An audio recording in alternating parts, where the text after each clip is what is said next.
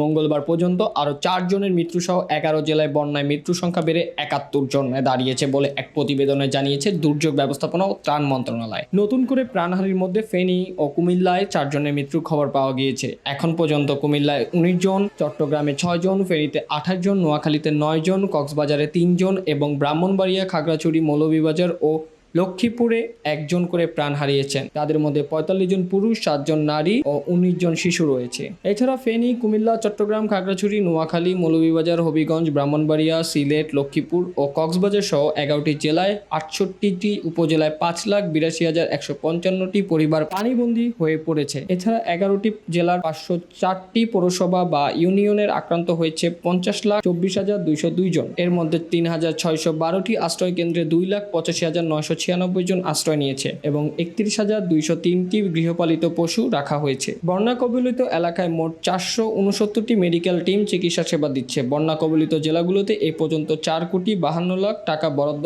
করা হয়েছে। 20,650 টন চাল, 15,000 প্যাকেটে শুকনো খাবার, অন্যান্য খাবার, শিশু খাদ্য ও গো খাদ্য বাবদ 35 লাখ টাকা করে বরাদ্দ দেওয়া হয়েছে। দেশের বিভিন্ন স্থানে বন্যা পরিস্থিতির উন্নতি হওয়ায় আশ্রয় কেন্দ্রে আশ্রয় নেওয়া কিছু মানুষ তাদের বাড়িতে ফিরতে শুরু করেছেন।